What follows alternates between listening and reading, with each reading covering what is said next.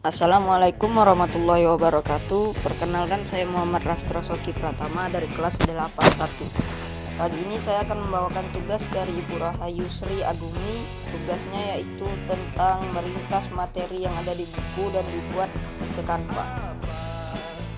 A. Berpikir komputasional atau computational thinking. Computational thinking atau pemikiran komputasi adalah cara pemecahan masalah, merancang sistem, dan memahami manusia dengan memanfaatkan konsep ilmu komputer. Computational thinking pertama kali digunakan oleh Seymour Aubrey Pepper, seorang pengajar, peneliti, sekaligus ilmuwan di Massachusetts Institute of Technology atau MT pada tahun 1980. Ada beberapa poin di materi kali ini yang kita bahas. Yang pertama, pemikiran komputasional. Yang kedua, teknik computational thinking atau CT. Yang ketiga, karakteristik computational thinking. Yang keempat, metode computational thinking. 1. Pemikiran komputasional. Pemikiran komputasional adalah suatu proses pemikiran yang melibatkan menemukan sesuatu masalah dan mengekspresikannya solusi seperti cara berpikir layaknya komputer yang bisa menyelesaikan secara efektif. Pemikiran komputasional adalah sebuah proses berulang yang terbagi menjadi 3 tahapan sebagai berikut. A. Formulasi masalah atau abstraksi. B. Mengekspresikan solusi atau otomatisasi. C. Mengeksekusi solusi dan mengevaluasi atau analisis. 2. Teknik computational thinking atau CT.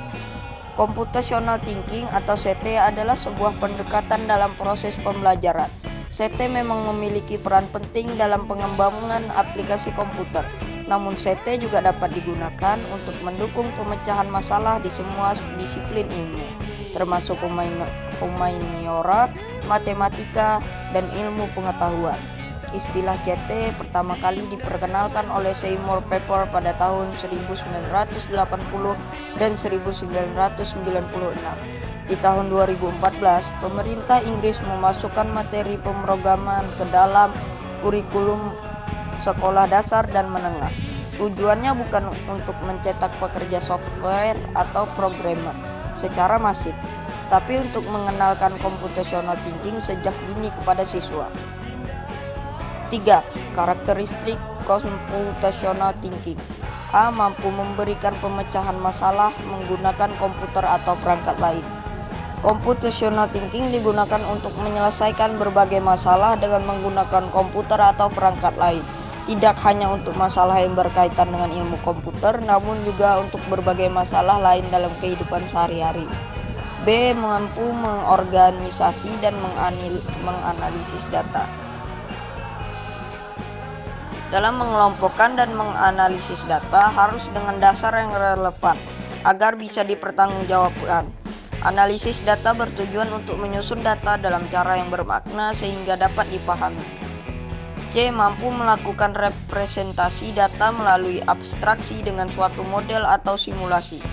Proses mengenali dan memusatkan perhatian pada karakteristik penting dari suatu situasi atau objek dan membiarkan menyaring karakteristik yang tidak diinginkan dari situasi atau objek tersebut. D. Mampu melakukan otomatisasi solusi melalui cara berpikir algoritma. Berpikir secara komputasional secara tidak langsung dapat membuat kita lebih teliti dan mempersingkat waktu pekerjaan sebuah masalah. Untuk itu perlu kita sadari bahwasanya berpikir secara komputasional itu sangat dibutuhkan oleh seluruh aspek masyarakat. E. Mampu melakukan identifikasi, analisis, dan implementasi solusi dengan berbagai kombinasi langkah atau cara dan sumber daya yang efisien dan efektif. Identifikasi berasal dari kata identify yang artinya meneliti, menelaah. Identifikasi adalah kegiatan mencari, menemukan, mengumpulkan, meneliti, mendaftarkan, mencatat data dan informasi. Analisis merupakan suatu usaha dalam mengamati secara detail pada suatu hal atau benda dengan cara mengurai komponen-komponennya. Implementasi dapat diartikan sebagai pelaksanaan atau penerapan yang artinya dilaksanakan atau diterapkan adalah rencana yang telah didesain atau dirancang untuk kemudian dijalankan sepenuhnya. F. Mampu melakukan generalisasi solusi untuk berbagai masalah yang berbeda. Generalisasi adalah proses mengidentifikasi sebuah bagian dari keseluruhan. Bagian-bagian yang sama sekali tidak terkait dapat disatukan sebagai satu kelompok, dan bagian yang penting dijadikan kelompok juga. Lalu keduanya dibandingkan dan dilihat relasi antara keduanya. 4. Metode computational thinking. A. Dekomposisi atau decomposition. B. Pengenalan pola atau pattern recognition. C. Abstraksi atau abstraction. D. Algoritma atau algoritma. 5. Keuntungan computational thinking. A. Percaya diri dalam berhadapan dengan kompleksitas masalah yang lebih besar dan sulit. B. Toleransi terhadap ambiguitas. C. Mampu berhubungan dengan masalah open atau ended. D. Mampu berkomunikasi dan bekerja sama untuk mencapai tujuan yang sama. Sekian tugas dik dari saya. Wassalamualaikum warahmatullahi wabarakatuh.